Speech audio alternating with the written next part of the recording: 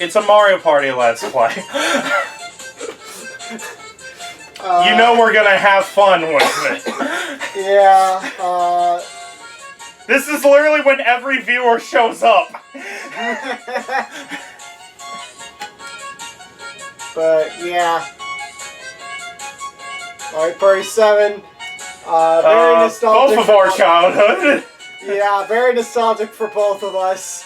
Mm-hmm.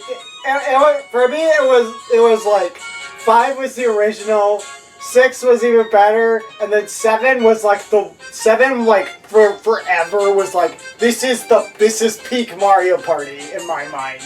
Meanwhile, I went 3, 1, 7, 4. Yeah. Wait, 3, 1, 7, 5. I think I did play a little bit of. I might have played 4 before 7. I don't remember, but I didn't like 4 that much. And then I played 8, and it was like. Oh, yep. Wave 1! Whoa! Why is that a highlight? We did it off screen! I don't know, but it's funny to me.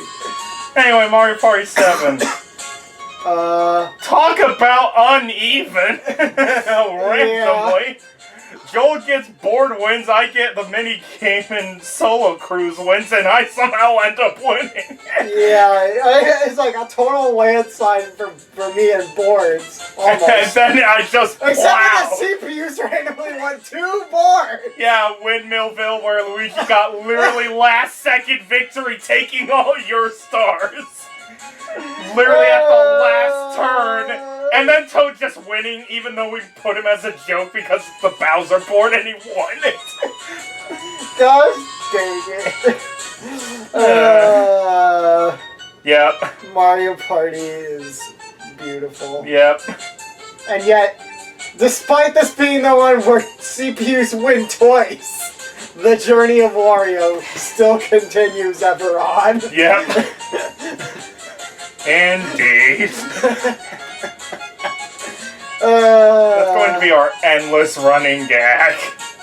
And then this is also when I swapped out Yoshi for Toadette. Yep. Was that just for the boards, or I don't remember? Did I? You did it for everything because I told you if you picked one, you had to stick with it for the Let's Play. And you were convinced the whole time that I picked Toadette because she was top tier, and I'm like, no, I just wanted to play Toadette. Well, it showed in the boards. I mean, like I literally forgot what the items even did. I picked Toadette forgetting that the unique items were even a mechanic in the game, and you're like, oh, you just want to play the top tier, and I'm like. Oh yeah! Huh. Yeah, and wanna know what other CPU won? Toad! And Luigi. Luigi won too. Yeah, but that's because you didn't realize Windmillville. Yeah, that's because I don't know how to play Windmillville. And he took it from you at the last second. Meanwhile, I was busy rolling once! And then suddenly I just won Solo Cruise because I played a bunch of Solo Cruise as a kid. Yeah. And I'm pretty sure I had never played multiplayer Solo Cruise. Mm-hmm. I only played single player, which is a whole different beast. Yep.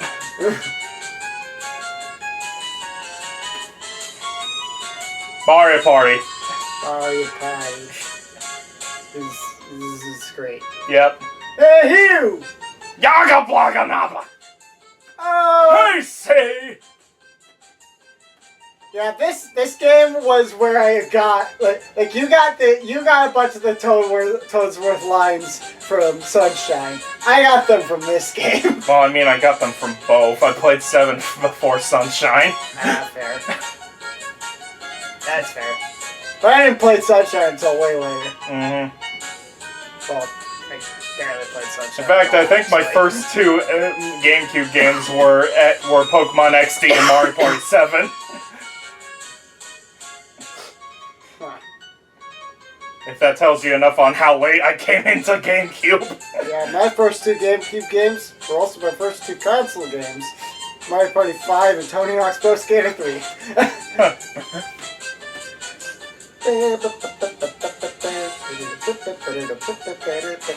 And now you're just singing the theme. The soundtrack's also fantastic in Mario Party 7. Yeah, It's one of my favorite soundtracks of any Mario Party game. it's great. Like, really, the only one I feel that rivals it is probably 2 and 3 to me. I have a lot of nostalgia for 5, but I'm surprised you still have nostalgia and not blind hatred after realizing what the Super Dual mode was. I can compartmentalize that as Super Dual mode is stupid. The rest of the game is great. E-Cat is broken! E-Cat is very broken. I was literally thinking about that earlier today, actually. I don't know why I was randomly thinking about that, but I was randomly thinking about, oh yeah, Mario Party 5. Super Dual mode. E-Cat's broken. This was an experience. I figured it would be.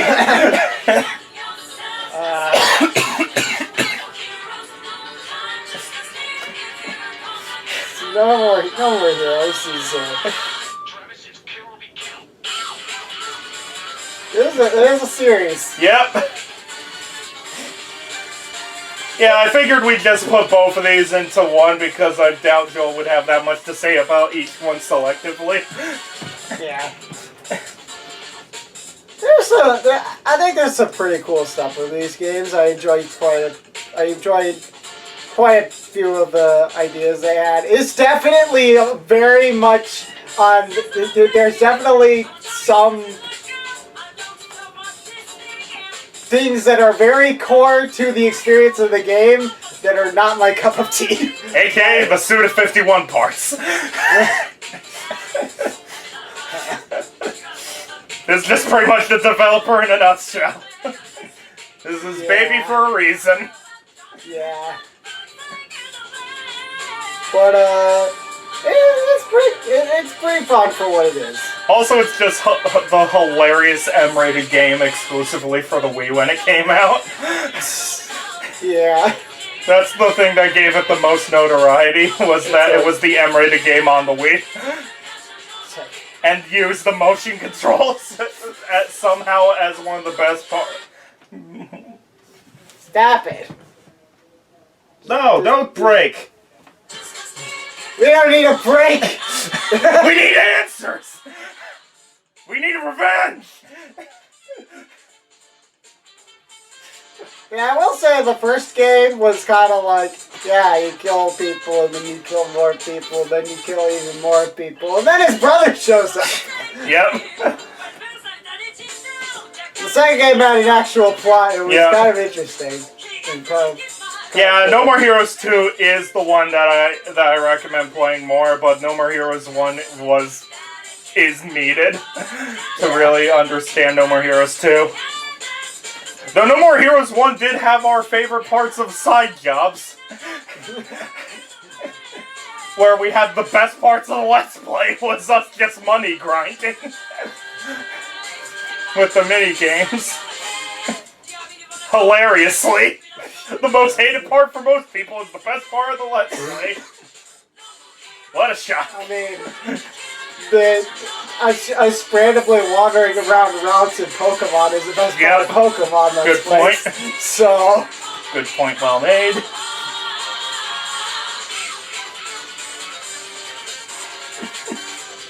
Are you prepared? Yeah.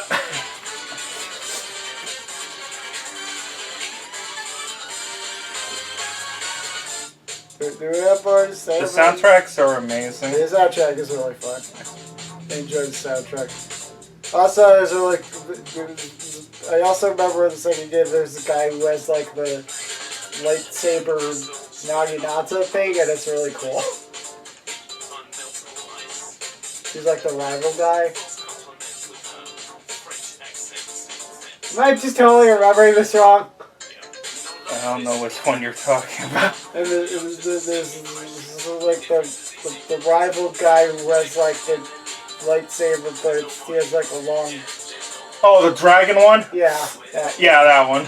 Yeah, cool weapon, cool fight. It was cool and stuff. Mm-hmm. Yeah, the bosses get really good by No More Heroes 2, except for certain ones. They're really good, except when they're really not. Yeah, that's the thing with No More Heroes 2 is it's really good, except when it's not. AKA Shinobu and the final boss. And also, what was that first game? Destroy Man? That's Shinobu as well. Oh, that's a Shinobu thing. Yeah, that's a Shinobu fight. That was a Shinobu fight! Well, it is. I think I was too confused about like how bad the badly designed the boss was to remember that it was a Shinobu fight. Yeah, including.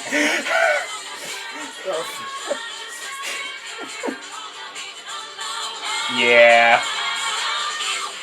Still recommend the games, especially now that they're on Switch with apparently pretty good controls.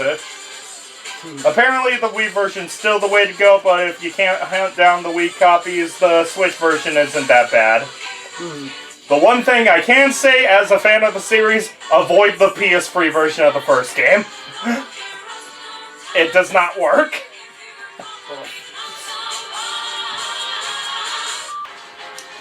And then it was Joel's favorite video game of all time. Yep.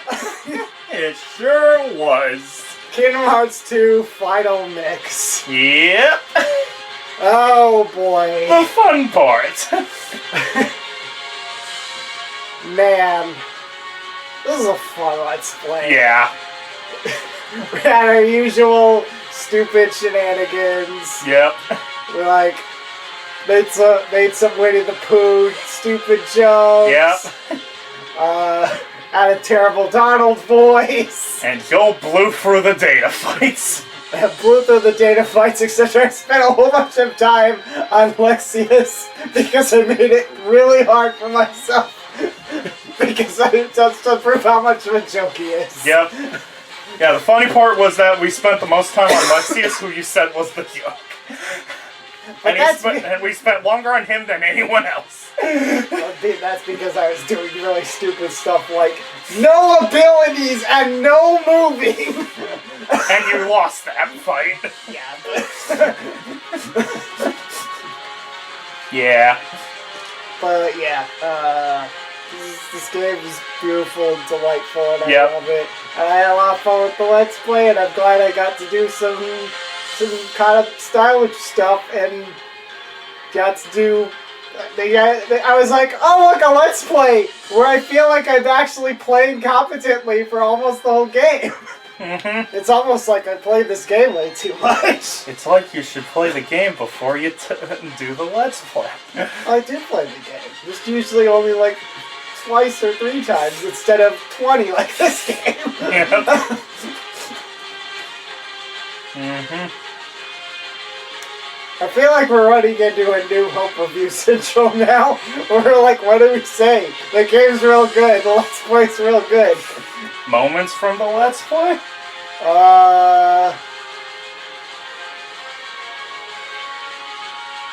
What were moments from the Let's Play? There's a good Let's Play. What happened again? This is the problem with me being behind on highlights, isn't it? I don't have the monthly highlights helping us to remember. I mean, there was the part where we were like, hey, Mulan World. And then we just spontaneously decided, we're like, I haven't seen Mulan in a long time. Me neither. Wanna watch Mulan? And then we did a review of Mulan. Yeah, then we did a rambling review of Mulan. Right then and there. Yeah, that was fun. Yeah. I enjoyed that. Mm-hmm.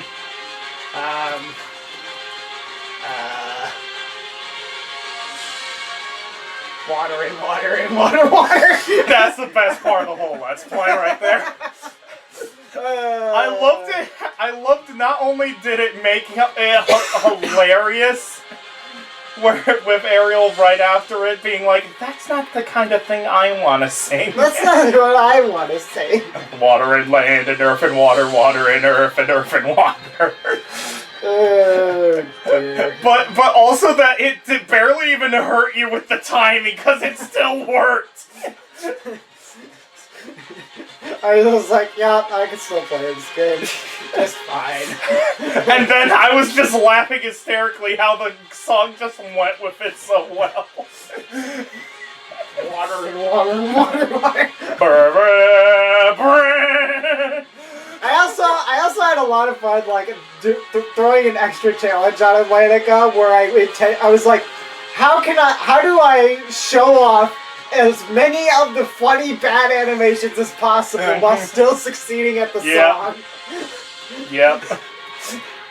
Honestly, Ursula's Revenge wasn't that hard though, because you could literally just mash Yep. X and win that one. Yep.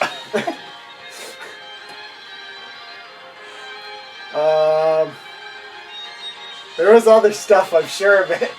Oh, there was the part where with the nobody fighting Cavern of Remembrance, where I was like, this fight is really hard, and then I think you were more stressed out about it than I was. Like, I was like, oh, okay, yep, and then, okay. Like, I was like very focused. Screaming. Man, yeah, but I wasn't like, I don't think I was like actually really panicking, but like I got to the end of it and I was like, oh, okay, that wasn't so bad. And you were like, oh my gosh! Like I think at the end of it I was like, oh, that actually wasn't so bad. And you were like, wasn't so bad!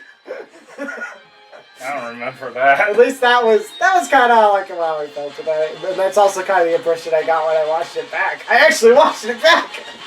Yeah, you actually watched the final parts just to watch through your data fights being like, how did I do again?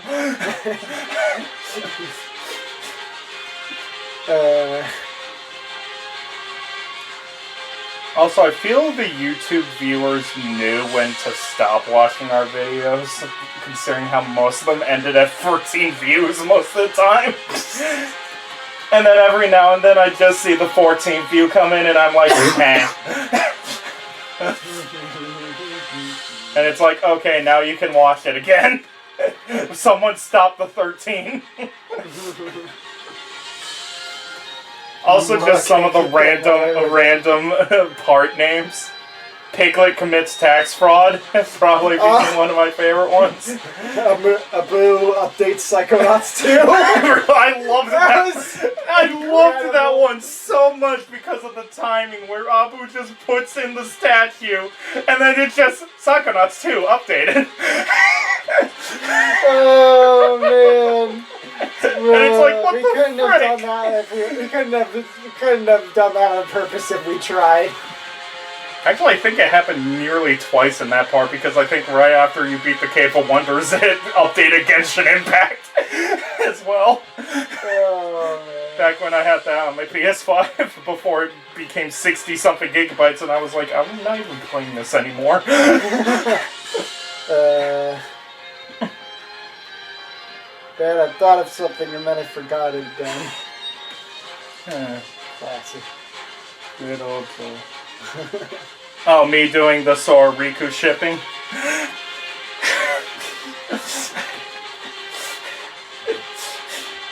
I'm like...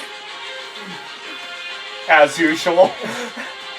Oh, that shouldn't be Kairi. That should be Riku dancing with Sora there. I am not a Sora Riku shipper in the slightest. Surprisingly. I bromance them very hard. I romance them not at all. No, okay. Guess that works out. Yeah. Yeah. KH2's great. Yep.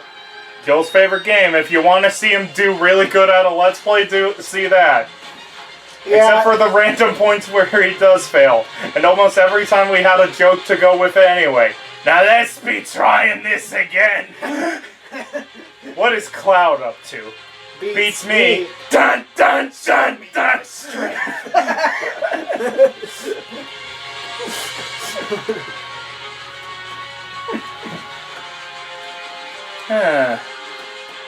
Oh yeah, also it's just you having fun with the thumbnails that YouTube gave me. Organization's greetings, shows Yuffie. Oh, and also the fun parts where you're like, this might get the main theme might get copyrighted. What gets copyrighted? Hollow Bastion theme. Oops. Thanks, Joel. Sorry. I'm sorry. Yeah, it's not Sanctuary that gets copyrighted, it's Hollow Bastion that Not gets Sanctuary, copyrighted. not He's a Pirate. Hollow Bastion. Yep. Well, technically it's reviving Hollow Bastion, technically. Meanwhile, it got hip as Hollow Bastion. That's what was getting hit by. Maybe either YouTube thought it was the other Hollow Bastion, or it just doesn't know they didn't release on it correctly. I would suspect the latter, but whatever. But yeah, water is the best part of the Let's Play to me. That was just way too fun. And also, you beating Zemnis on part 46. Yeah, I forgot about that again. I can't believe that. Everything came full circle. Everything's intentional here at Bowser Galaxy 10. I can't find themes from this game that were extended, so we got this one. I mean, everybody knows the original one, which is super Well, copyrighted. the movie is the one. Yeah. Well, yeah. The one from the movie, which is why it's copyrighted. The super copyrighted one. There was in every techno dance remix of the 90s. Yep. This game was a lot of fun. I played the... There was a story? There was a story. A surprisingly good one, too.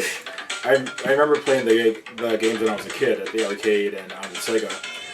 But I thought it was just a generic playing game. I never knew there was a story behind it.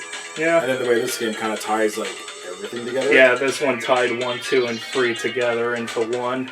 Yeah, it was a lot of fun. Yeah, I think this was like a reboot of the series where it was like after the PS2 3D ones where they decided to go back to rebooting it with this one.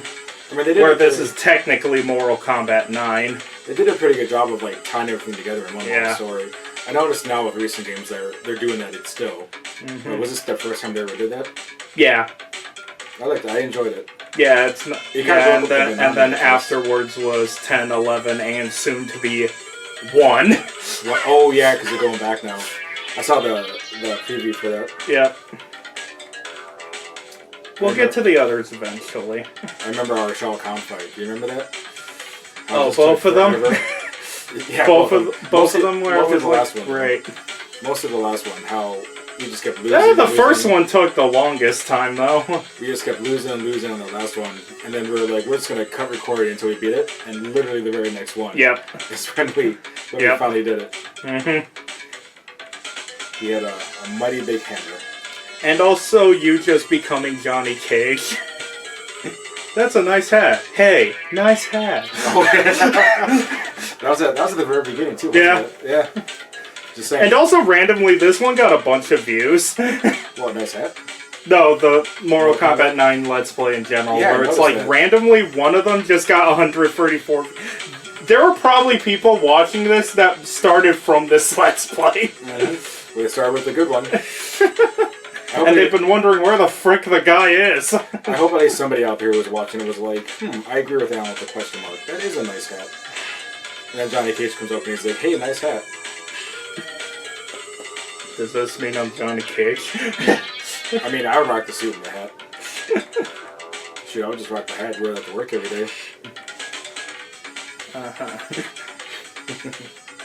Oh yeah, how about the multiplayer, which immediately crashed on us in the second fight? Yeah, I was gonna say, we got through like 2 fights and that was it. Yeah.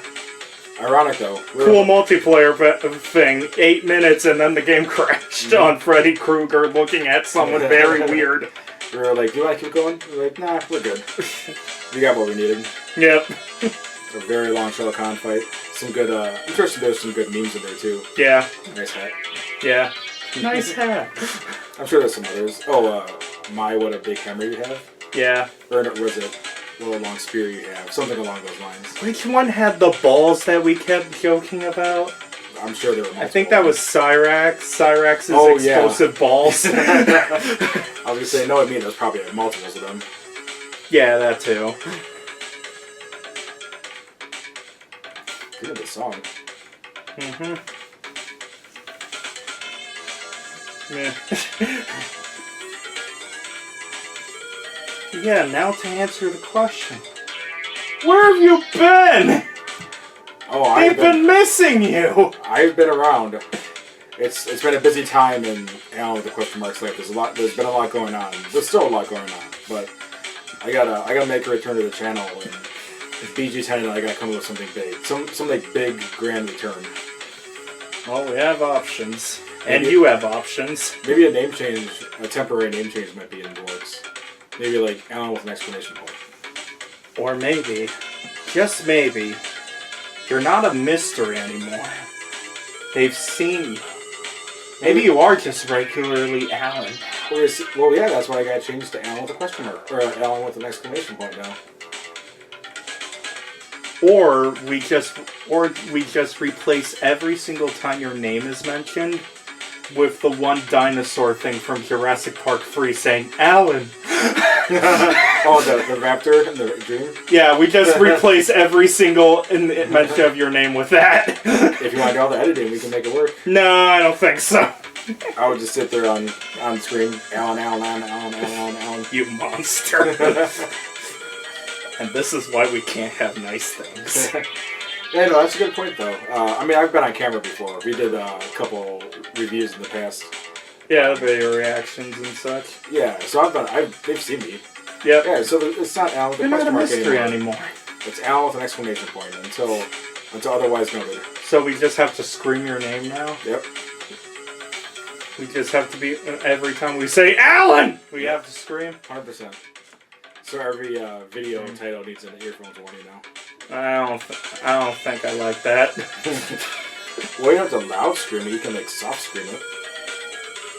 How do you soft scream something? Alan. Alan. See? Just like that. Just say it like the raptor does every time. Alan. We'll figure something out. Though. We are rambling. Yeah. We have completely gotten off track of Mortal Kombat. Something, Alan with a question mark, or let's just put Alan in parentheses for right now. So, the Alan will return eventually. The guest formerly known as Alan with a question mark. We'll figure out some big grand return. There's not that many. There's only one horror game on the channel right now, so we might do something else. Maybe Resident Evil 3, or maybe The Last of Us, Resident Evil 4. Something not like super... Resident Evil 6. Absolutely not. I mean, we could just do a review of like Chris punching the boulder, but... That's 5. Oh, was that 5? I thought... Yeah, that was 5. Well, which one was 6 then? 6 was the one with the explosion, with explosions and Leon turning into an a 90s movie character, 90s movie emo. Oh yeah, because you can play as because you had like multiple storylines. Yeah, that. Oh god. No, Resi 5 was a Chris punching one, and Wesker eating the scenery. Oh yeah, Resident Evil 6, because they had the 6. We are not talking about Mortal Kombat at all. It looked like this giraffe doing some stuff. So we're stopping this here before we ramble any further. Well,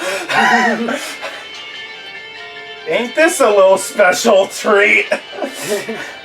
Eternity Intro Dreams.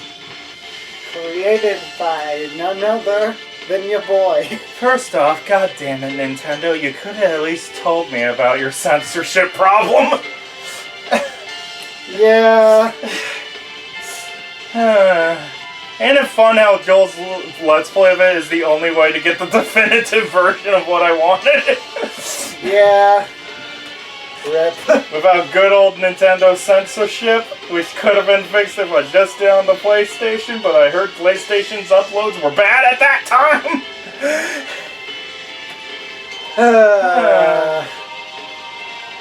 But yeah, it was a fun Let's Play to do. I enjoyed the game quite a bit.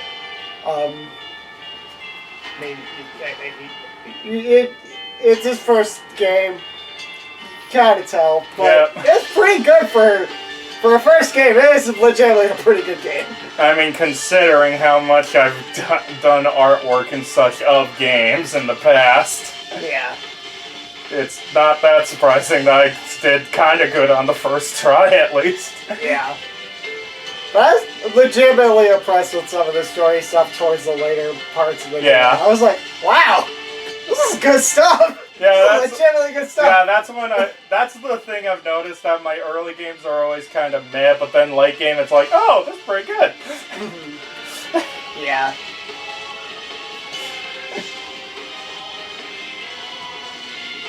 Marie is adorable, and Plum is adorable, and Wolf is Wolf.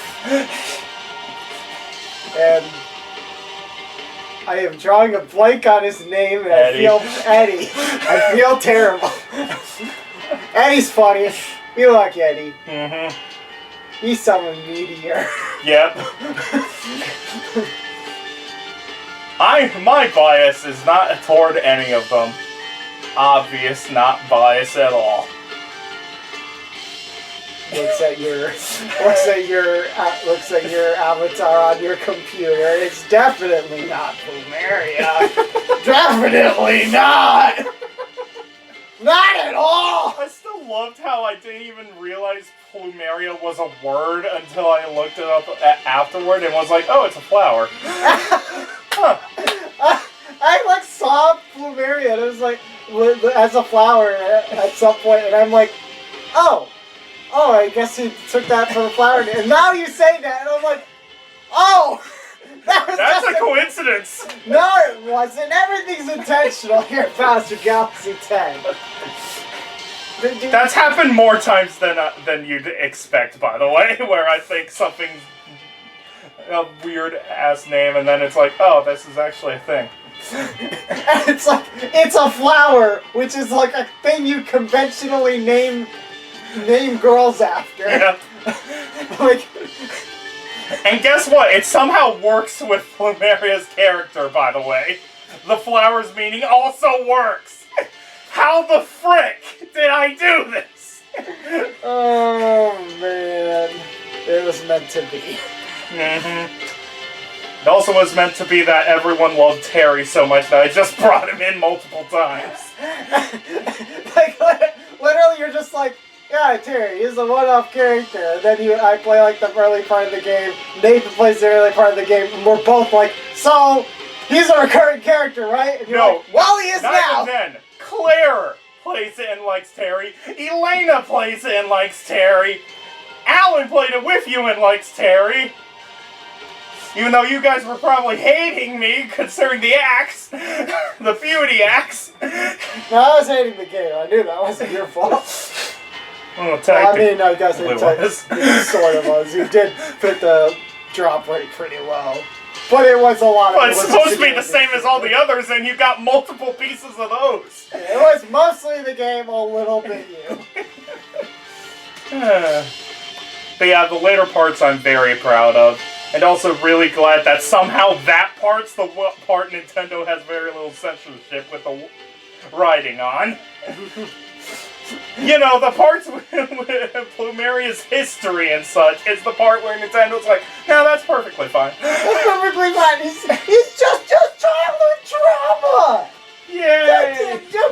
Just something that is probably the closest this game gets to actually needing a content warning. Or it's like, oh, that part's fine. Yeah. Yeah. But the internal name of this enemy's sprite, no, you need to censor that. In fact, we censored that for you and crashed the game because we censored out the name, and that makes the game crash because the sprite won't load in. What the frick, Nintendo? And that means any other person who used that before this censorship was added, their games just don't work. If they use that sprite. So dumb. And by the way, the only reason I knew that any of this was censorship was because Nintendo uses the same censor list in their other games. Mostly Monster Hunter, where people were complaining and figuring it out. Most of the things I found with the censorship problem was Monster Hunter groups. That's how I knew what the S-A problem was. Where you can't even say, there's a castle up ahead, without it being like, that's part of the Nazi regime! What?! I do not understand it. But that's how it worked. Yeah, watch the Let's Play if you want to see the game. It's great. I'm sorry, but you probably don't want to. It'll probably take you out of the immersion of the game itself. So we probably take you out of the immersion with the moments. Dark, dude. Dude, what a story, bro. Dude. You tell me not to kill the mood, but when right after that, dude. This is another one that I gotta get to the highlights of soon. Also shout out to the part when the game was like, you need to go this way, and then I went the complete opposite direction. Hey, you gotta head east. You gotta head totally east. where to If go. you start heading north, you've gone too far. He immediately starts heading north.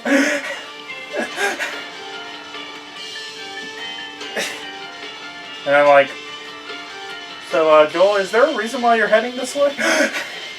You just exploring or what, buddy?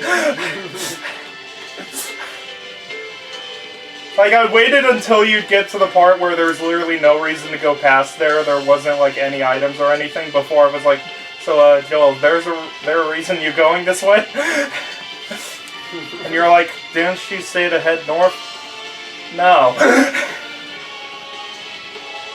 She insisted that you shouldn't head north, in fact. Oops. Yeah, that's part of the problem with me, is, like, starting at the beginning of the game and then getting to the end. I know that's a thing that most people suggest you don't do. They're like, do the ending part first, then do the beginning, but it's like, I work as I go along. Yeah. That's also why most of the time the beginning parts are always really hard for me, and then the ending just blazes by. Where I'm like, I'm still trying to come up with everything. Then by the time I get to the final area, it's just like, yep, this is happening, this is happening, this is happening. Let's go. Dang, turning into dreams. My kid. The Nintendo ruined. But the Let's Play's still in its peak. If anything, if you want to play the game, just have me and Joel do the voice acting for you. Just have Joel do the voice acting for you. He'll give you the parts so you don't think Eddie is saying fuck when he says cow. Because that was a joke Nathan was making because it censors stuff like crap to complete censor words. So it makes it look like Eddie's just swearing when he's supposed to be saying crap. Or instead of holy crap, it's holy fuck!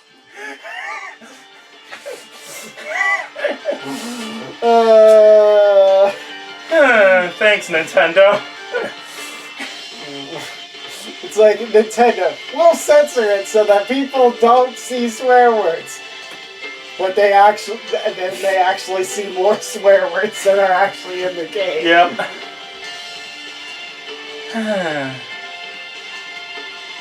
Let's Play's good. He did a good job, though. Still did a good job. I'm sorry I put the World of Nightmare encounter rate too high. Where we just blaze through the final part being like, yeah, just put the Charm of Dreams on at this point.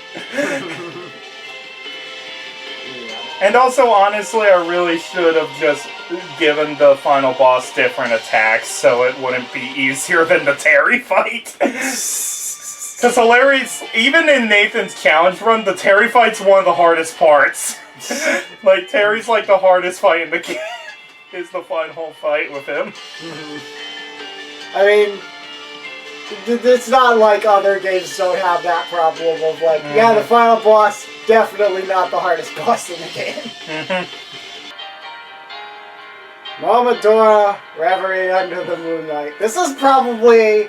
pretty filler, but still enjoyable. This is probably... And also Joel being way too good at it. Where I was like, wait, we already got all the pieces? What?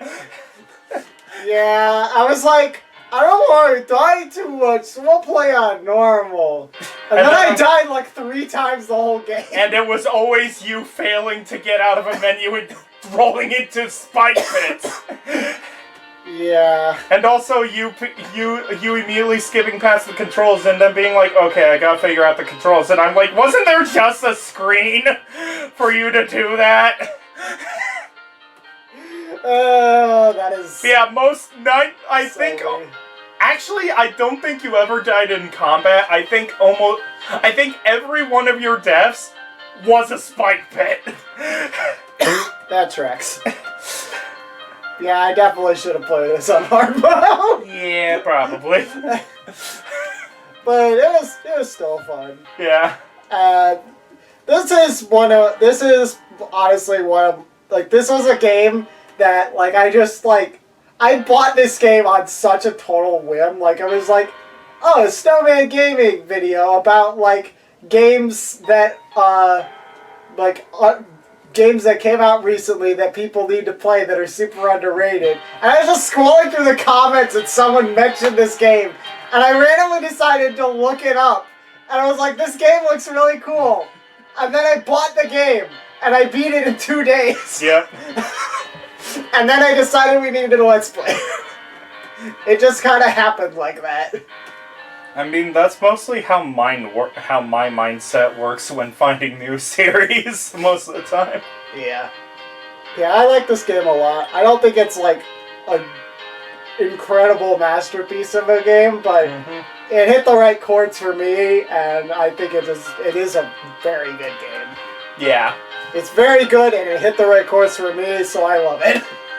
Meanwhile, as the outsider looking in, it just looked like another Metroidvania in the sea of Metroidvanias nowadays. Yeah. Like, that's, I think, its biggest problem with its underrated role is that it's buried under a bunch of other Metroidvanias. Yeah. Like, this is the age of stuff like Bloodstained and such, where it's like, it has stiff competition. Yeah. And also Metroid. Also Metroid Dread, where it's like, Metroidvanias are in no short supply right now. And, you know, if you're a big Metroidvania fan, you probably could just go back and play Hollow Knight again. Or Castlevania Symphony of the Night, if you want to go all the way back. Or Super Metroid, if you want to go all the way back. You know, the 2 games that inspired the name. But yeah. Yeah, still a good one, though. It was good fun. But didn't we do it in like 1 session, though? Yeah. Literally You were saying that it's going to be 3 sessions, and then we did it in 1. And I didn't even notice where it was... I liked how you were heading to the 4th piece, and I was like, wait, we got the other 3 already? And I was like... It's like... Oh. Oh, yeah. I was like, so now we're gonna go get the last one, and you're like... Wait, we got any of them? I don't remember getting any of them. I was like... We have 3? Yeah, I was like... Wait, we're already almost done? What the frick? I thought we were still in the beginning parts of the game. Yeah. That is one thing I give kind of Momodora thing for, is that the level design's very similar looking, where it's not like you're really progressing through that much, except for very certain parts. Where it's like, oh, this is a new area, okay. Yeah. I will say, though... that Again, I'm probably just used to other Metroidvanias that have stuff like the elevators and, like, long hallways to signify that you're heading to another area or so. Like, Castlevania always has the little corridor loading screen, and Metroid has the elevators signifying that you're heading to a new area. That's probably why I was like, wait, we already did these parts? Yeah. Like, I felt so bad being critical of it, where it was like, this was really quick. I'm sorry, Joel. Yeah. And even now, I'm still feeling bad about setting the game like. Yeah. Maybe this is what I get after Nefarious, because I think I was a little overly critical of that game.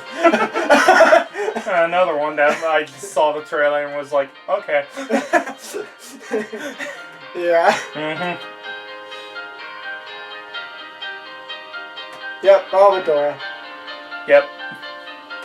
I'm excited about the next one that's coming out, Moonlit Farewell, which still doesn't have a release date.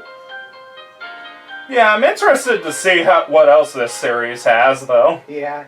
I did look up what the first two games were, what the first two Momodora games were like, and it was like, yeah, they're kind of just, they're kind of just, like the first game especially is like, it's a cave story clone. It's straight up just a cave story clone. Mm-hmm. The second one, you start to see some of it being more its own thing, but you know, a lot of the stuff that I really loved about the things that are like why I love Reverie Under the Moonlight are just apparently just barely there, if they're at all in the first game, the first two games that I'm like.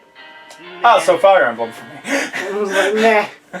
But Moonlight Farewell seems like it's building on Reverie. That's good. So, I'm excited. Leaf.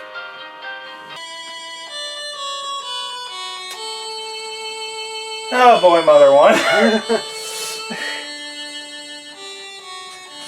Ah, boy, Mother One. This, other one is an interesting game. Yep. Great for its time. Not so much anymore. It has a lot of problems. Mm-hmm. But when it hits, it hits. Yeah.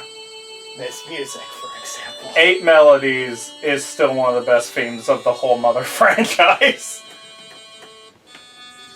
There's a reason why it was used in Japanese schools around Mother 1's release to teach kids how to play piano.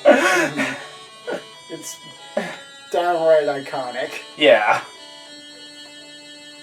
It's by far the most famous track from the Mother series. Yeah. Except maybe stuff like Onet or Pokemon's Business from Earthbound.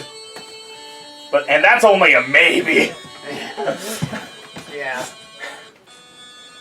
But yeah, there's a lot of dungeons that are just kind of like, yeah, it's a maze that's really big, and oops, Duncan's Factory and someone got knocked out. Your party member got knocked out, and then you get to the end, but you can't do the thing because your party member got knocked out, and you don't have the thing to revive him, so you have to walk all the way back out of the dungeon. And then you walk all the way back through it again. And by the way, that party member sucks! Mm-hmm. Yeah, Ninten's the only good party member. And then maybe Teddy. Anna's alright, but weak, and Lloyd is Lloyd. Lloyd. Lloyd.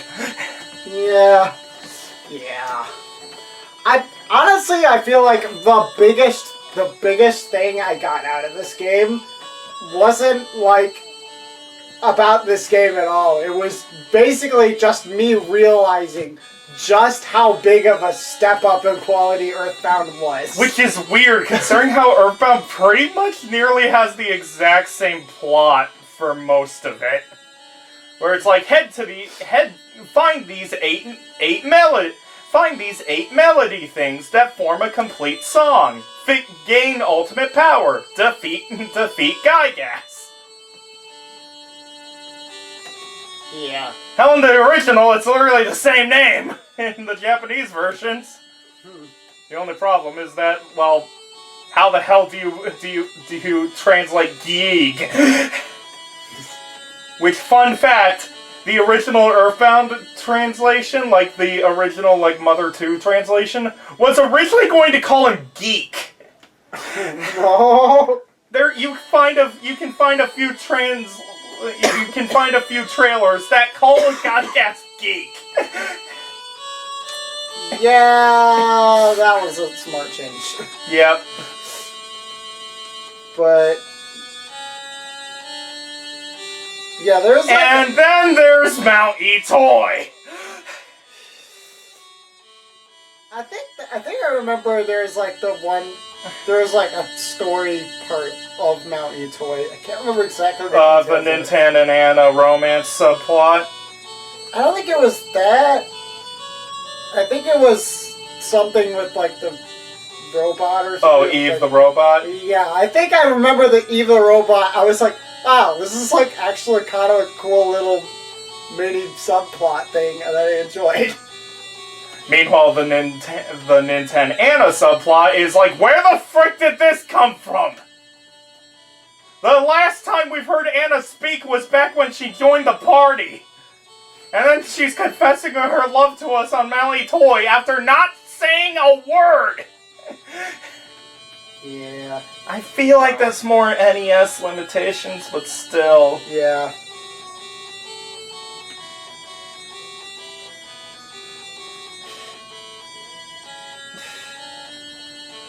This last play had some fun moments, though. Yeah. Pippies and the pippies. Yep. And also you complaining about the melody locations, and then me being like, there's a song that tells you the melody locations, and then me figuring out that the unlock for them telling you where the melodies are is getting all the melodies, and I'm like, never mind, Joel, rant away. Yeah. What's the point of that? Why do they tell you where they are? You already found them. Yeah, I don't know. You just want it. They just want to nostalgia. Is that why? I mean, you already get it every time you play the ocarina and get the theme.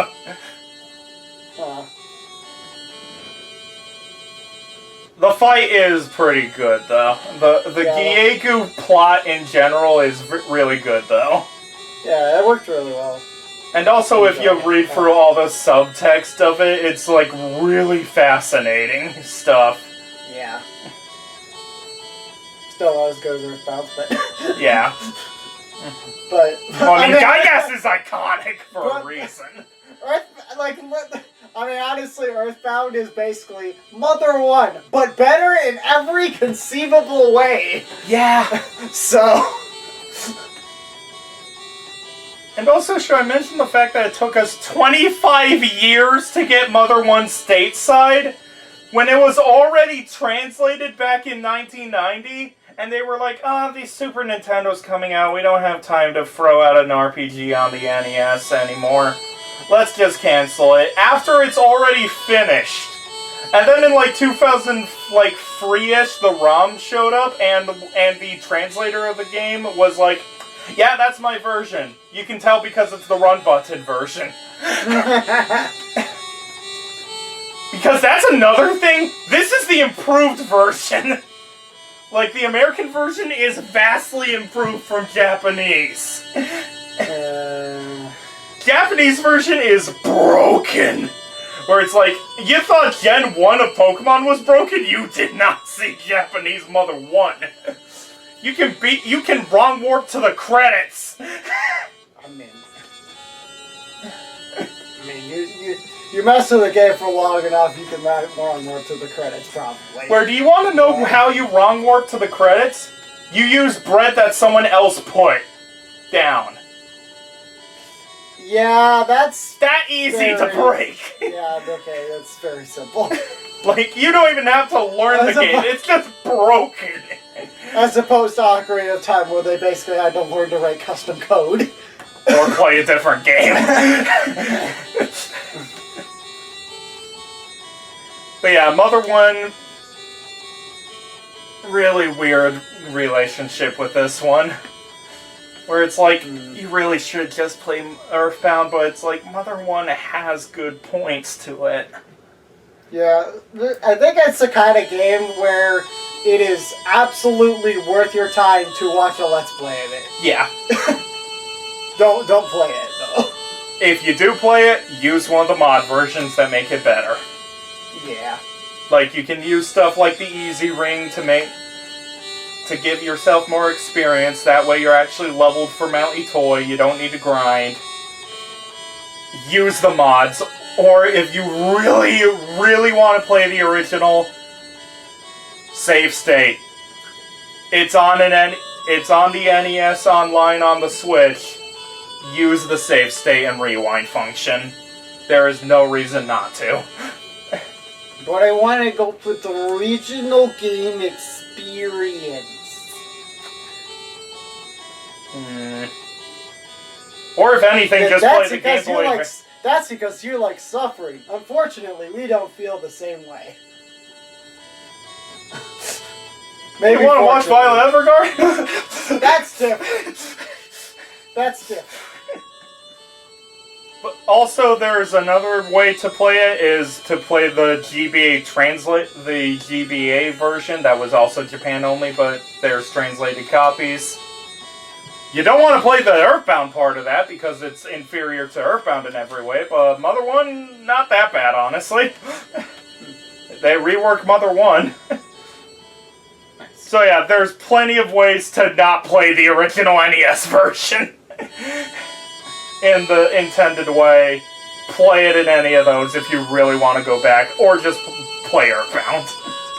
Earthbound's better. Yeah. Earthbound is beautiful. God damn it, Nintendo, where's Mother Free?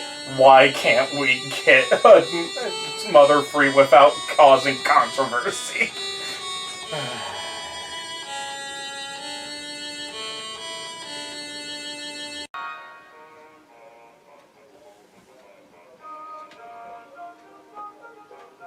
So, Katamari Damacy reroll. I think that's the name of it. Reroll, yes. I for some reason put all the port titles as rerolled at first, but then I was like, oh, it's reroll. Okay. Yeah, this is a strange, very, very strange game. It's weird. Very unique gameplay, though. I mean, okay, it's just straight up a very unique game in general. For something that was just a test when they were first making it, it's quite ambitious that it was created. Yeah. And also the thing where the original creator was like, yeah, I just want to make this once and then never again, and then everyone wanted sequels, so the company made sequels without the developers' involvement. And guess what? This is still probably the best one. I mean, probably because it was the one that was actually made with passion, but Maybe. But, as far as the Let's Play, the King's voice was very fun to do. Immediately once I heard it, I was like, I need Nathan to make a certain thumbnail. And that's why I created the Katamari Pumancy thumbnail. That name is so... Katamari Pumasi. It's so wrong. The name is so wrong. And that's why it fits.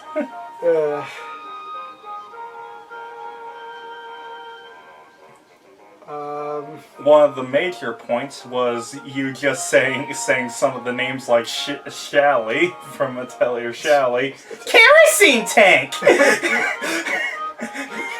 It's a kerosene tank! Yeah, you would just do that after a while, and then we got to kerosene tank, and we were like, we've reached the peak. We have reached the pinnacle. We have entered the comedy area. Yep. And also you just trying to say all the things that the king would say in the other languages was quite entertaining. And then it just gave us something easy like Buenos Dias, and we're like, oh, thank God.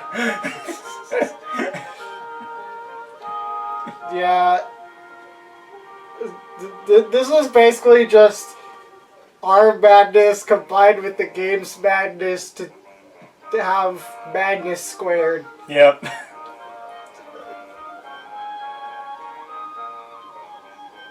It was kind of nuts. Yes, it was. I loved it. I don't think we have anything else to say on it. It was kind of very down to see. If you know the game, you kind of know. Yep.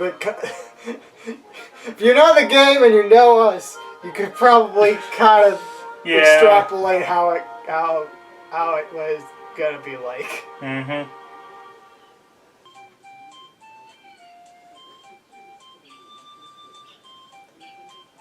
Speaking of, you know what? This is the same day where we're recording the ones for the other Nathan Let's Plays so far.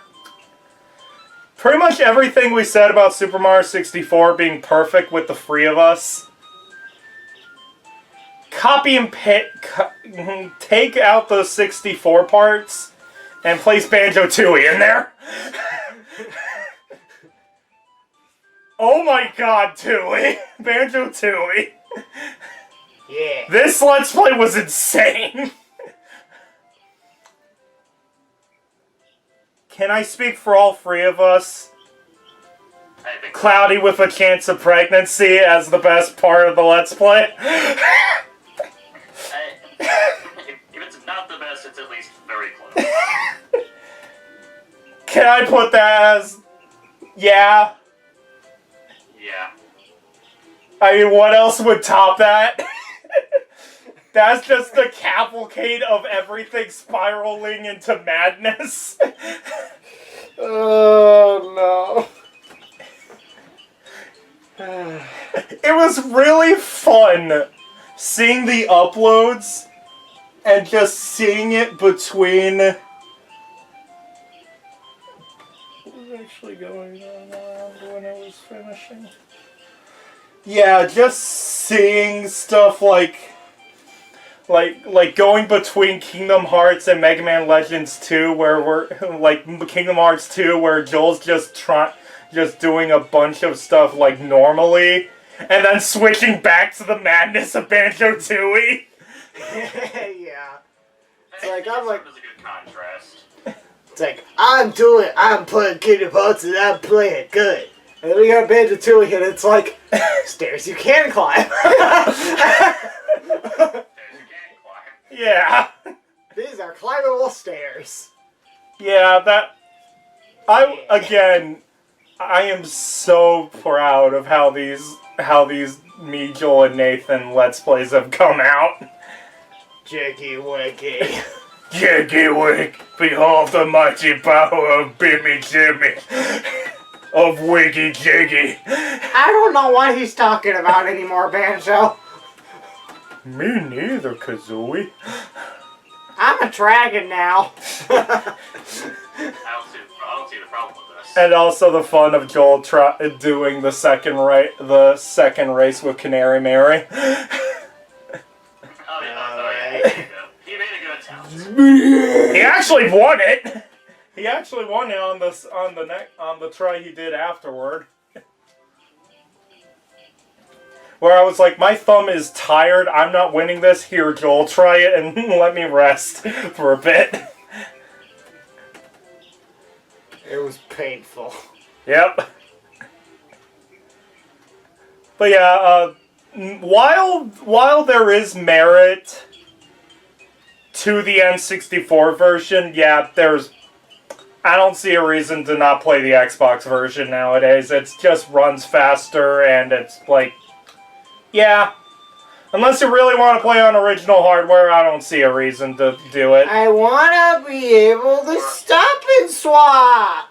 You can't. You can only do that in the Xbox version. I want to pretend. I want to keep RAM from Ocarina of Time while I play Banjo-Tooie. It's important to me. Man, who would have guessed that speedrunner's best strat was stop and swap? I mean, they don't do it anymore. But, Sadly. They figured out how to do stuff straight in Super Mario World, so they don't need to stop and swap anymore. Wait, Super Mario World? I think like, oh my! Yeah, I think that like they did a. I'm sorry, what? There was a Super Mario World speedrun where they did a stop and swap from Ocarina of Time. Paper Mario, I believe, was the one. That's Paper Mario. Oh, is it Paper Mario? Super Mario World's an SNES Yeah, game. never mind. What? Yeah, I'm like, never mind. so we put an SNES cartridge into the N64 and then swap it out for Ocarina of Time. I had secondhand information, okay? I'm sorry, what? I had secondhand information and I misremembered some of the details. No, they put in the SNES cartridge into the N64. That helps them win Ocarina of Time. It is Paper Mario. I would have been more confused if somehow that actually worked. Leave it to speedrunners to find a way to actually make it work, though. Yeah. If it was a thing, they'd make it work. Yeah. I think it's already a speedrun where you literally cook your console on like a hot plate, so it's not the most ridiculous thing I've ever heard. Good point. Oh, dear. So anyway, Banjo-Tooie.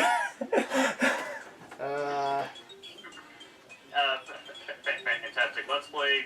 Greatly enjoy being Do you guys have any other moments besides Cloudy with the chance of pregnancy? I remember having PTSD when the one Explorer guy showed up. And it was like... Oh, Saberman? Yeah, so no, it's Saberman! No!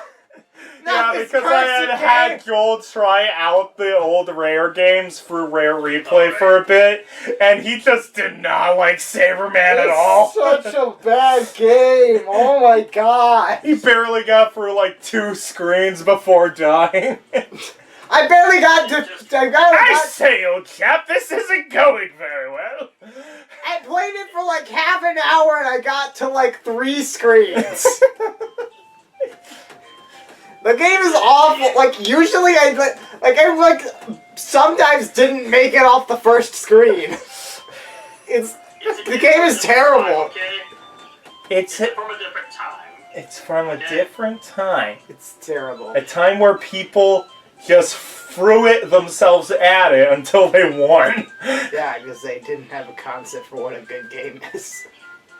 And also, it was really expensive, so it was also back in the days of NES hardware. It's like, we have to make the game hard, otherwise you beat it in 10 minutes. No, it wasn't NES hardware. This was like ZX Spectrum hardware. This was like the cheapest computer that could still display color. The other way, you'd load your games off a cassette tape, and it had less processing power than like the modern dishwasher.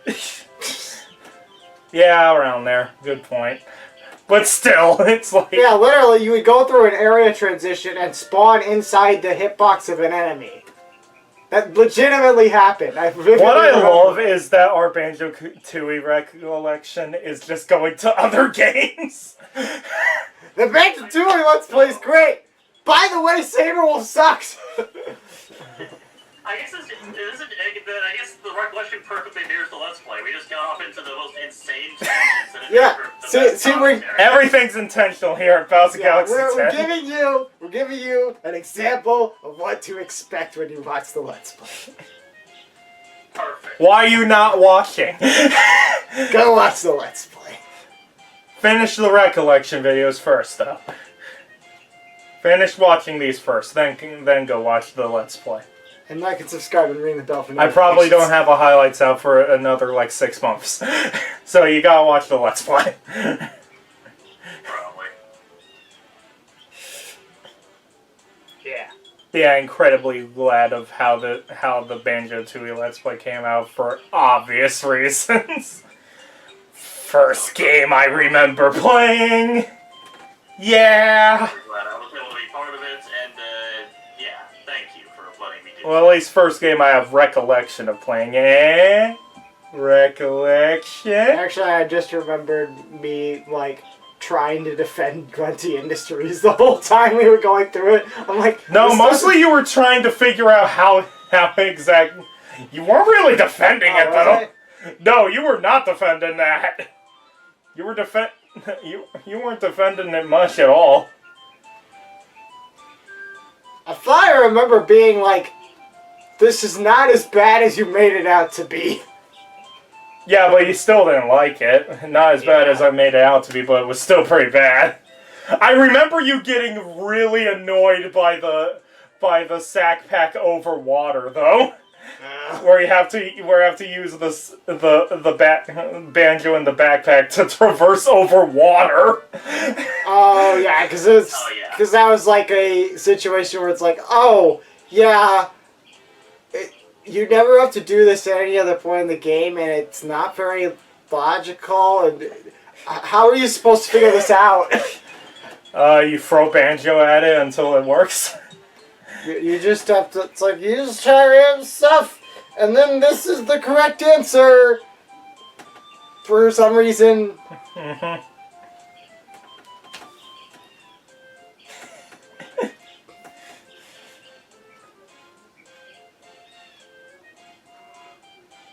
Yeah. And also I just loved how my Grunty just slowly turned into Papyrus, which made it even more hilarious now that she was a skeleton. Everything's intentional here at Bowser Galaxy 10. Exactly. All according to plan. And I think our Banjo-Kazooie voices worked really well. Like, I think all of our voices worked pretty well for it. I think I have the best voice, Banjo. None of them compare to mine. You're just random bird. I'm not a random bird. I am the cool bird. You're not even a bird by the end. Except that every other sequel forgets that you could turn into a dragon and you never do again. We don't talk about the sequels, Gagan. No, we don't talk Banjo about free when... Never. Aww. Well, Damien, you have the power to cause sequels and remakes to show up just by playing game. Let's hope your powers... No, that usually happens right when I'm about to... Right when we're recording them is when the remake or remaster happens. It didn't happen, so I don't think it's happening.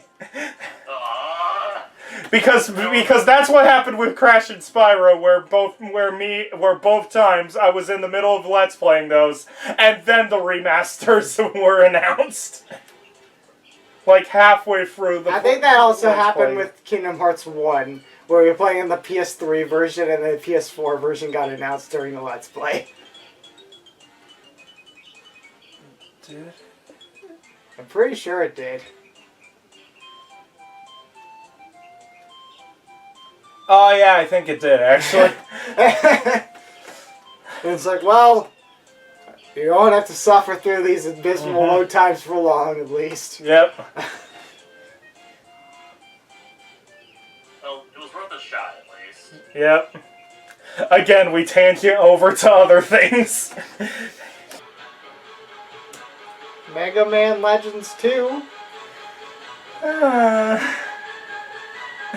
Should we leave the elephant in the room to the end? Yeah, or- okay. probably.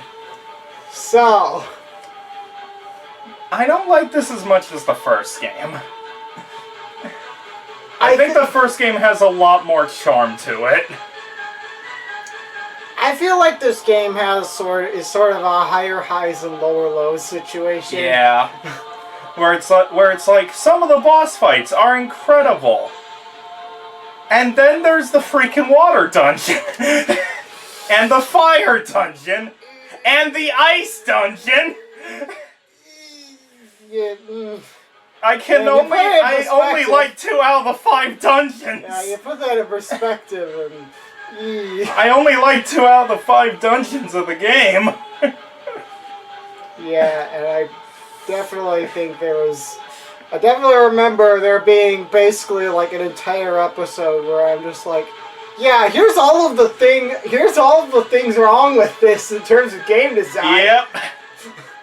So, but despite all that, I think I I came out still of this. enjoy the game, Yeah, though. I think I came out of it with an overall positive outlook on the game. Like I'm like, this game has some major problems, but it has some really good stuff too. Like, Yeah. it's The animation's still fantastic. The music is great for the pieces Yeah. that you remember. cool.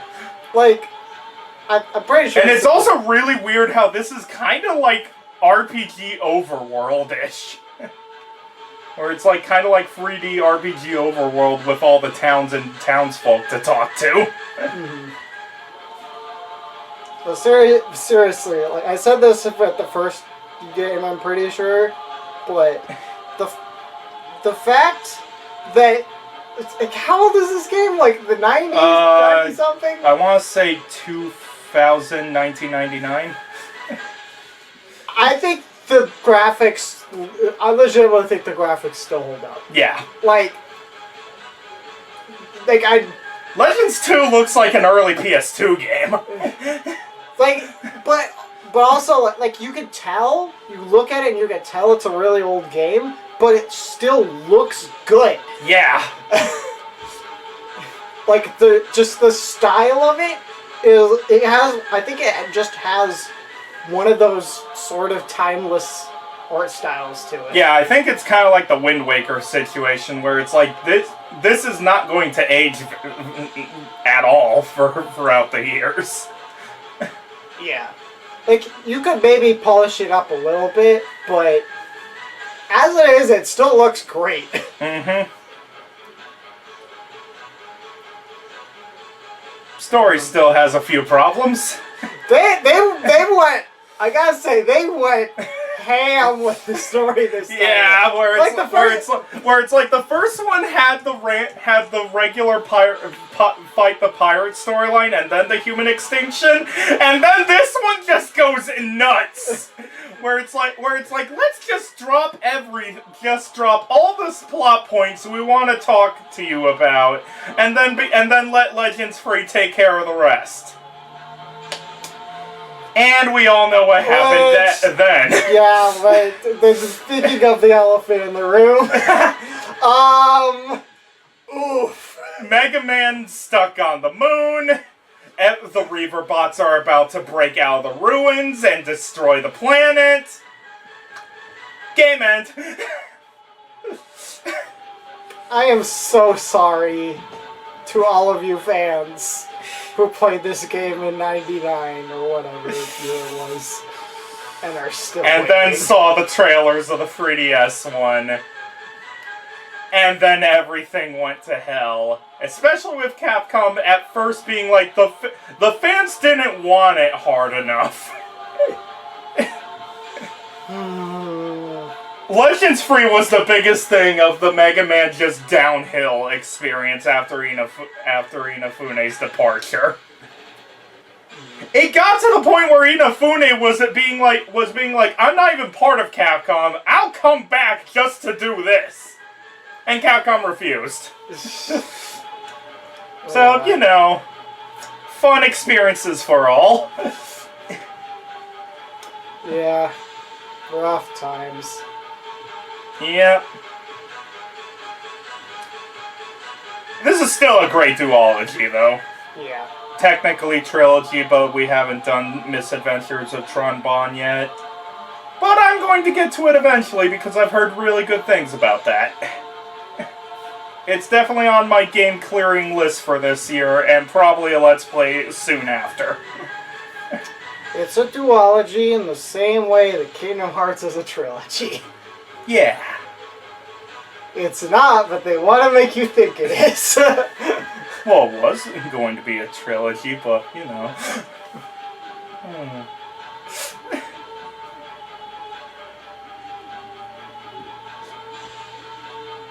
I don't even know if I should wish for Legends free at this point. I don't know if it's ever gonna happen. Which makes me sad. It's gonna be a weird experience if it does come out for me, because I'll be like, I am super excited for this! So sort of in a, I don't know if I'm actually going to play it kind of way. You're excited for it and excited for everyone else, and you'll get to see it in a Let's Play kind of excited. Because let's be honest, if it comes out, I'm Let's Playing it. And you know, if it ends up being like a really good game, I might play it, maybe. Honestly, I feel like the only way Legends Free is gonna come out is if a Mega Man Legends collection does super well. Because that's how Mega Man 11 happened, was because the original Mega Man Legacy collection was so favored really well. So the only way we're gonna get Legends free is if the Legends collection happens and people buy the hell out of it. Which... It's not far off the mark. Yeah, I just don't know. I just don't know if the games are quite good enough for people to, like, buy the heck out of it. Yeah. Is the problem. Especially the second game. Guess we'll find out, I guess.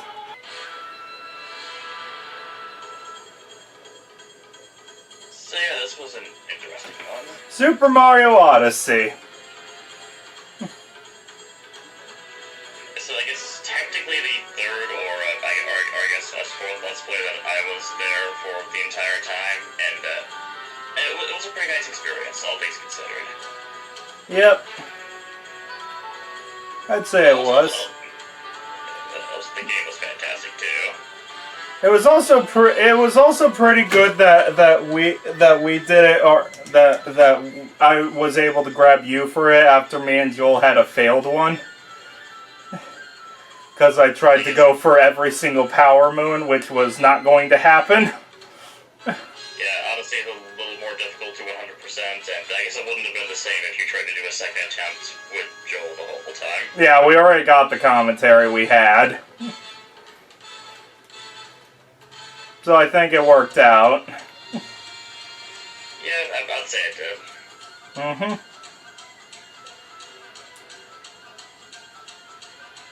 And also meant that you got a arguably better quality Odyssey Let's Play, when you really think about it, because the old one was done with the 3DS. Yeah, it would have been a 3DS one.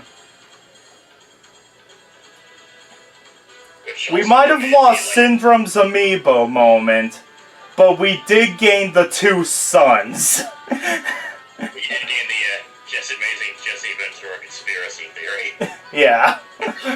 Of the two. The second son.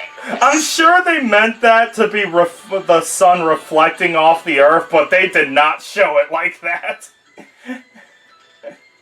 made for a very interesting moment to start that part with. I'll say that for sure. Especially since that was the final boss part, which apparently got the most views out of that whole Let's Play, which means the two suns are the moment most people know that Let's Play for.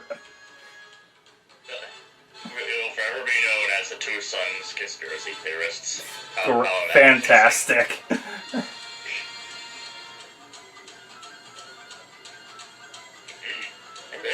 not to say that was like the only highlight of Let's Play. There were plenty of highlights, I'd say. Yeah.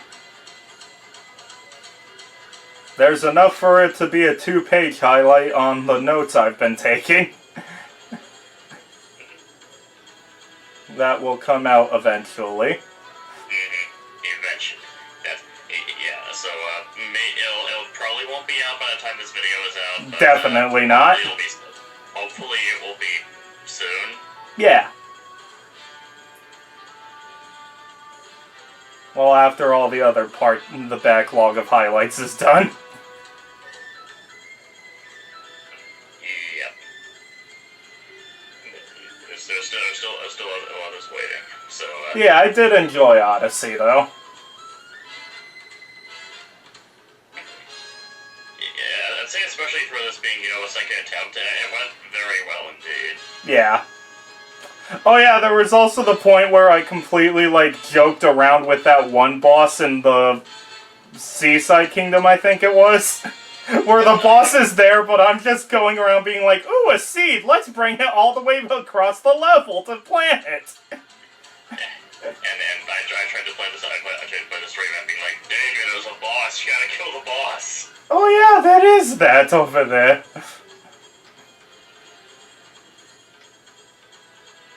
And also all the dumb Mario D. Luffy jokes he made. Yep. That whole part is pretty much a highlight. I wouldn't say the whole part. Maybe not the whole part, but most of it is a highlight. Oh yeah, there's also Hell's Luncheon. The whole Hell's Kitchen thing with Gordon Ramsay in the Luncheon Kingdom. Yeah. We had fun. I think that's the best thing to say about that Let's Play. We had fun. You had fun, and we did a good. And I think you also did a pretty good job showing off, all the things you were willing to show off. So yeah. Yeah. Also, fuck volleyball. No, do not actually fuck the volleyball. Aww.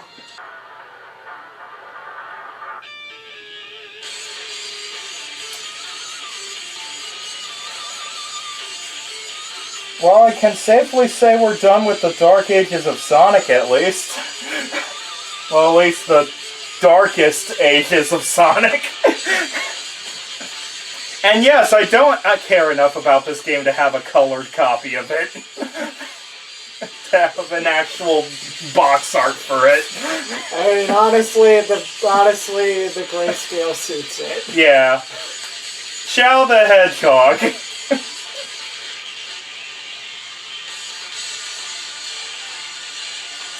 In some ways, You see it what was I better meant? than expected, You in see- others it was worse. You see why I say that I like Sonic 06 more than this?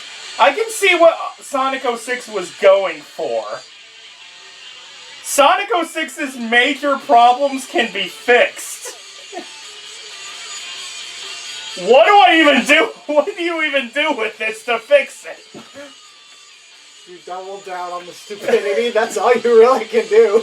Yeah, but the problem is Shadow the Hedgehog is actually trying to take itself seriously. The only thing you can do is accept that it's really bad at taking itself seriously and double down on it. It's the only way you can make it better. Yeah, but it doesn't take itself seriously enough is the problem.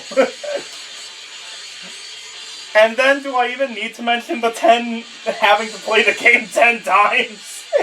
Yeah, And the fact that all the endings are bad? Like, what are the good parts of this game? Playing through the neutral path, which has the worst story, and maybe true villain. the music is... It's a Sonic game. Yeah. I'm like, the music is decent, but in a, in a subpar for Sonic kind of way. Yeah. So even the thing that Sonic usually does super well at, it kind of drops the ball. And even then, it still has good tracks. I Am, Never Turn Back, X-Men Legends 2. So, the song that's playing, this is literally the Magma Danger Room theme for X-Men Legends 1. It literally sounds like a fan remix of that song. It has the same melody, like very similar instrumentation. I'm actually planning in the highlights to play them back to back. Please do. I am. Oh man, like I lost my mind. Yeah, I remember that. I was like, what? Why is it literally the same song? Well, at least Gil found something good about the true hero path.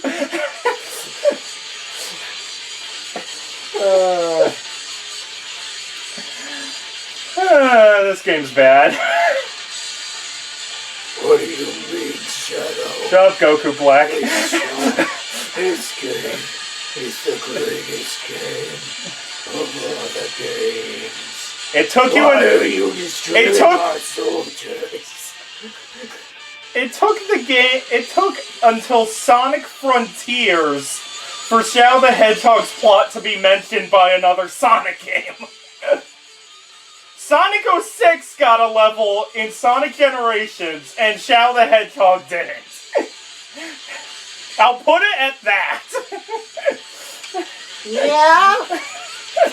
Yep. I don't know how much more to say to it than that. I mean, I don't think it even got a story in the comics. I don't think the Black Arms even got mentioned in the comics at any point either. I mean, with the Sonic Generations thing, you could make the argument that it didn't. What level? Because you play as Shadow and he has a different playstyle than Sonic, so it wouldn't translate very well anyway. Like, they could do it. If they really wanted to put in the work, they probably could. You know, you do it. say that, but I think the Sonic Adventure 2 stage they picked in the 3DS one was Shadow stage in Sonic Adventure 2. Okay. Well, at least in the 3DS one, I think But they it's can't just just give Sonic a gun. I want to be, personally, I want to be caught dead with one of those. The funny part is that the whole point of this was because Sega got a lot of letters wanting Sonic to have a gun, and they were like, we can't have Sonic wield the gun. Well, we know who can. But And also, yeah, I think the game for the American market. Even though America already sells more copies of Sonic than Japan does, I'm pretty sure.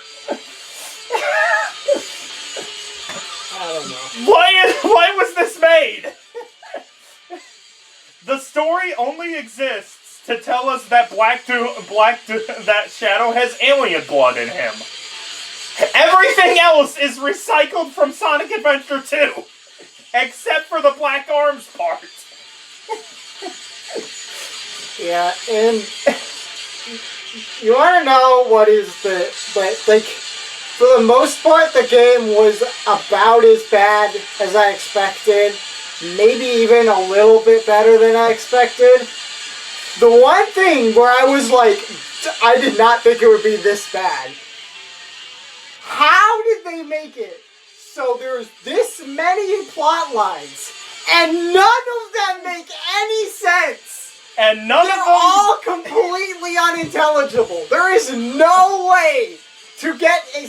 I don't know if there's a single way to get a storyline that actually makes sense in this game. The best one is True Villain, and that still has Shadow side with Eggman to be able to side with Black Doom.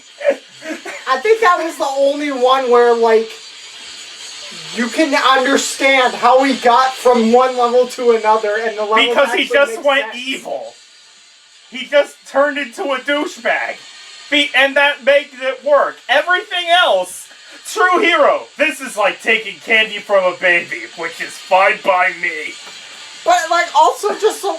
I'm pretty sure there were literally... I can't think of specific ones, but I'm pretty sure there was literally parts where he just was like, and now I'm here! For some reason. Yeah, they just used And I have 2 more Chaos Emeralds than I did before. Even though I didn't even get a Chaos... What? Yeah. What is happening? Yeah. Like... There are so many problems with this game. The biggest problem is the multiple endings. Why? Yeah. Especially when the multiple endings mean nothing because of the last story. I mean, that's the case with most multiple endings games. There's always the one ending that... Yeah, but usually matters. Sonic has a thing where it's like, here's a part of the story, here's the part of the story, here's a part of the story, here's where they all come together at the end. In this one, literally no ending fits last story. Literally no ending fits last story. The closest one is True Hero, and even then, you beat Black Doom in True Hero. I don't know.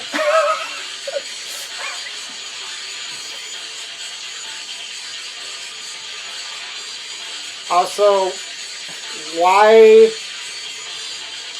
Okay. The slot machine boss. Egg dealer, why do you fight him 4 times?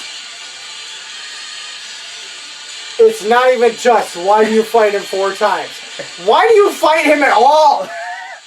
That boss makes no sense. It's not very, like, the boss is not very fun. It's because it's random.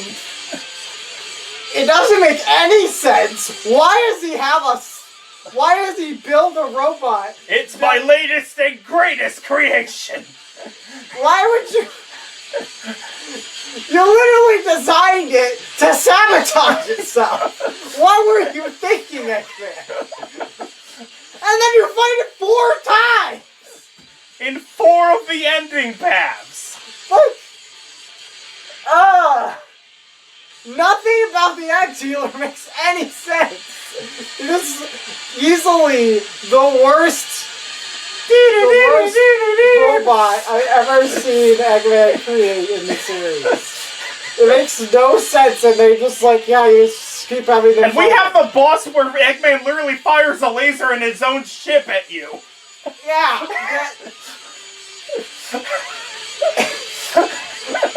The fact that is more believable.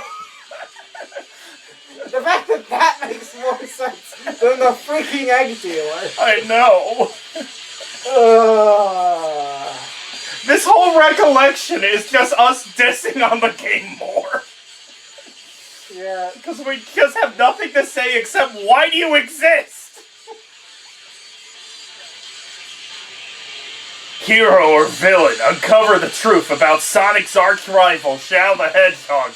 Except you already did!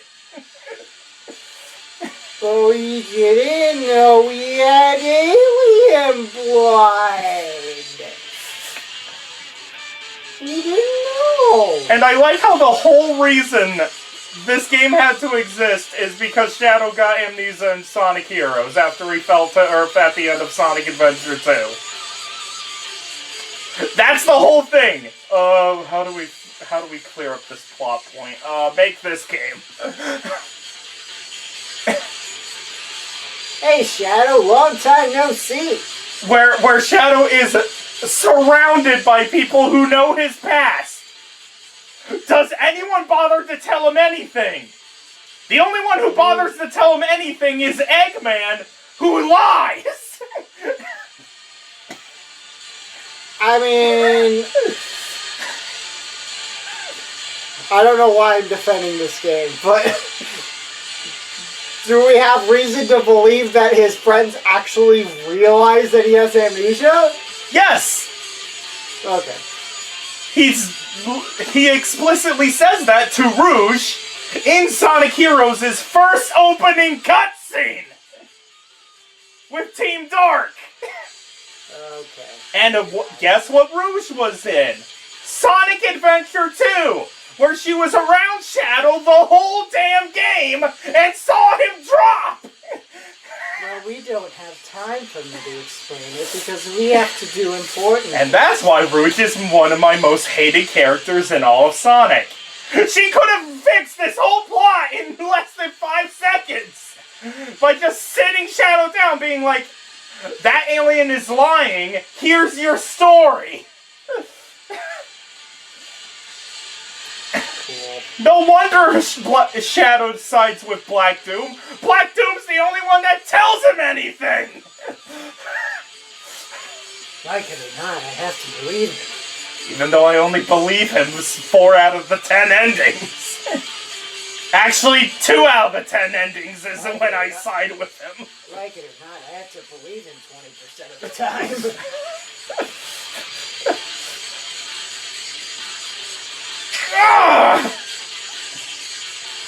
Do I have anything else to say on this?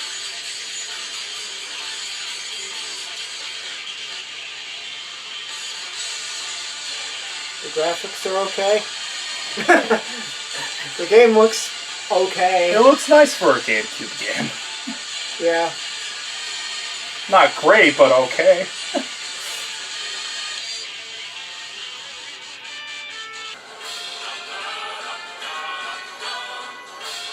This was the closest prop I had. It's not what I would have expected, but I wouldn't have it any other way. Stanley Parable Ultra Deluxe. The last game for this Recollection.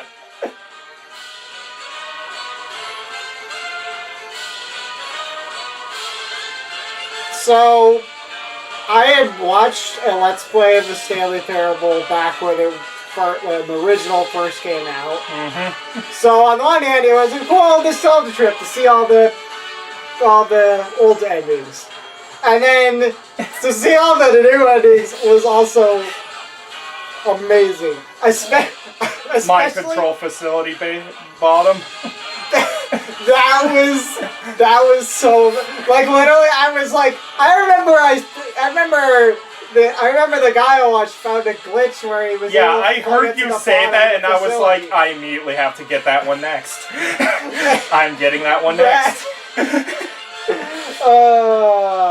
That is what you call quality game design. Yep. Oh man.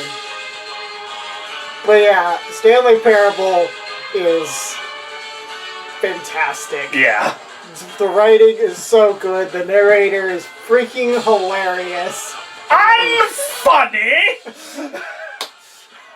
He's so good.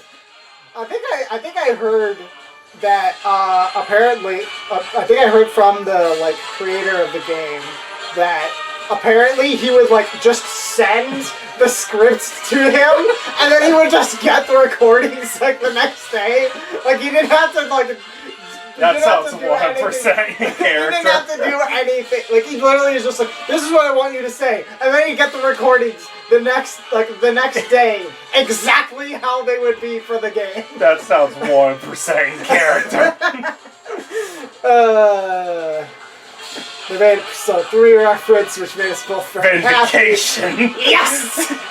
Persona 3! Bucket John.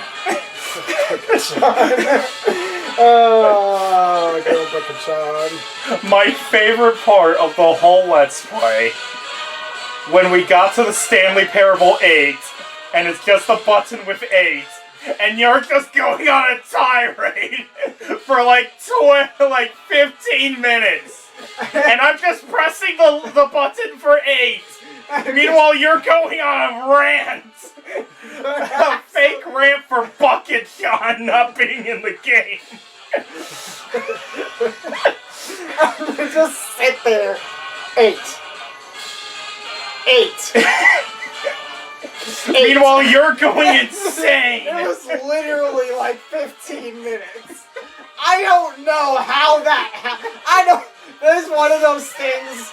It is one of those I have not moments. seen that kind of level from you since DDR Mario Mix. The fact that, that is one of those things that you cannot script that. That just happened. That just happened on the spot, totally improvised, and it was one of the most beautiful things I've ever done on this channel. Yeah. I could not. Oh man. It was something else. It was fantastically beautiful. We got to the end of that, and I was this is going to be in the highlights unedited. Yep. The entire, like, 15 minutes.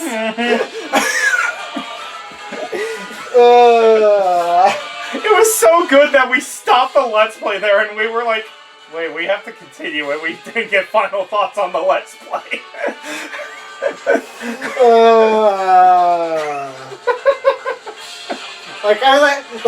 I was legitimately tempted to be like, we don't need final thoughts. We just leave it, just send it like that.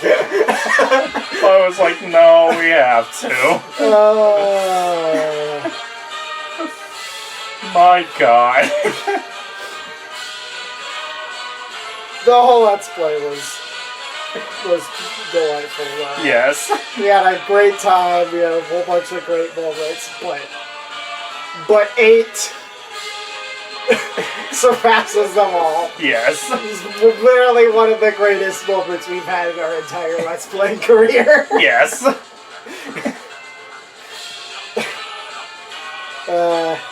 If you guys haven't played the Stanley Parable, please do yourself a favor. Play the Ultra Deluxe if you haven't already.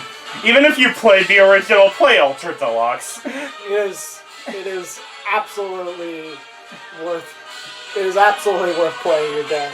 The new content is absolutely worth it. Yeah.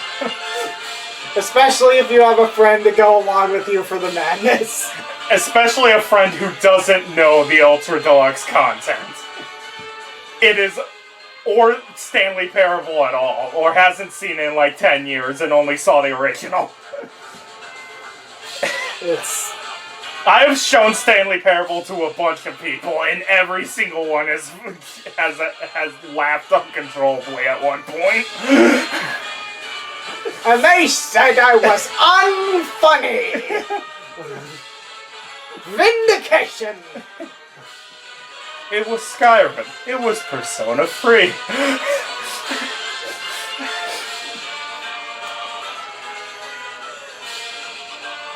Yep, Stanley Parable. Yep. 10 years. Yep. It really has been 10 years since you started, hasn't it? Yeah. Yep. Well, technically longer if we don't count RPG as the first one, but I do count it because the others are terrible and are even worse quality than 3DS. Oof. So what you're saying is that this is that's what the Let's Play start that like you actually want to remember. Yes. We're pretending that it's 10 years because we don't want to think about what happened before that. Yes. 10 functional years. Yeah. And well, I wasn't here for all of those 10 years, but I Well, neither was Joel. Did it take until Paper Mario 64 or something for Joel? I mean, Yeah, that was the first one that was uploaded where he was there. First one recorded was Dust. Which wasn't even close to the first one I uploaded because I did not have an upload schedule at the time. Yep. Man. 10 years is a long time. Yeah, I've been doing this since 2013. Joel joined in 2015. It's been a while. Yeah. It's been a very fun ride, though. And Nathan was technically in the comments since Fire Red. Technically, if you go back even further, I was there like for part Oh yeah, Undertale. Pacifist run. Oh yeah, Undertale Pacifist, where you were like, why is the camera so weird? And I'm like, well. So did Nathan find us because of the Undertale reactions or something? I've actually wondered about that. It was the Undertale Let's Play, not the reactions. Okay. So it's like the opposite of how most of the people around that time found the show. Yeah. Yeah. I don't think I ever actually got that story of how Nathan found the channel. And then eventually he just talked to me on Wii U chat. Wii U chat. Back to our humble beginnings. Yeah, the YouTube channel has definitely changed a good amount of my life because I have two of the closest friends because of it. Let's be honest. Yeah. I feel like you would still be friends with Joel, but like, just maybe not. We would not be as close. Not anywhere near as close, I don't No, not anywhere near. The reason that he came over was because of the Dust Let's Play. Yeah. So... The Dust Let's Play was one of the most important things on the channel because of it. Yeah, and I, like, honestly, like, I've, like, kept up with, like, 2 other friends from high school, so I'm not sure I can guarantee that we would be more than, like... Yeah. Acquaintances used message, like, 5 times a year. If not, if even past the point of, like, oh, I'm Happy New Year! Yeah. Something like that. But instead, like, I probably hang out with this guy more than but just about anyone who isn't, like, living in the same building as me or, like, my immediate family. Yeah. So... Honestly, same thing here. And I know I was there was literally 0 chance I ever would have met you had it not been for the YouTube stuff. So, Yeah. Yeah. So this YouTube channel is very important to me. It's my most treasured thing. Mm-hmm. Even if I don't ever get monetization from this, I'm still very thankful for the channel. Yeah. I'd like to get monetization, but it's like, it's not the thing that I got most from this channel. And I think one thing for me that's been really cool is just, like, I've gotten to, like, play and experience a bunch of games that I don't think I ever... You definitely would not have went for Persona. Yeah, I would probably have never gotten into Persona if not for this YouTube channel. And Persona 5... Persona 5 is about As one of my we favorite joked, video you were games. going to say no to it. Yeah, and I guess it's one of my favorite. I guess Persona 3 is like one of my favorite fictional characters of all time now. Yeah. I know I'm saying the same thing here, but same. I didn't even know anything about Persona until I heard they were talking about Persona, and then I decided to pick up Persona 3 and Persona 5, and I still haven't played Persona 5, but I did play Persona 3. Yep. Shout out to me being like, I just Persona 3 is one of my favorite characters in all fiction. Also me, didn't finish Persona 3. Well, you'll have no excuse soon. Load. But yeah. This channel is super important. Even for the people that aren't here in the room right now. Mm-hmm. Like Claire, Elena, Alan. Even though Claire and Elena are super busy now and Alan's schedule is pain. His words, not mine. Yeah. It still kept me close with major friends of mine. Yeah. That there was nearly no chance of ever happening without the channel. I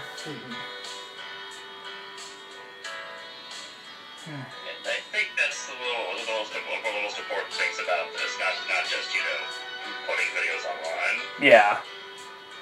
The real YouTube channel was the friends we made along the way. God damn it, Joel!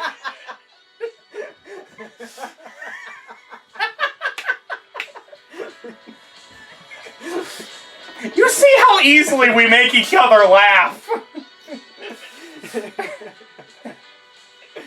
I actually said that. Got him, GG's.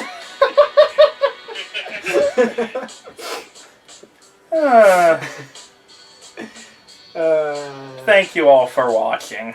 Yeah. And take care. Yeah. Here's to however many more years we keep this up. Yep. And however many years I'm able to keep this up with you. Thank you all for watching. Have yourselves a fantastic day or night. and take care.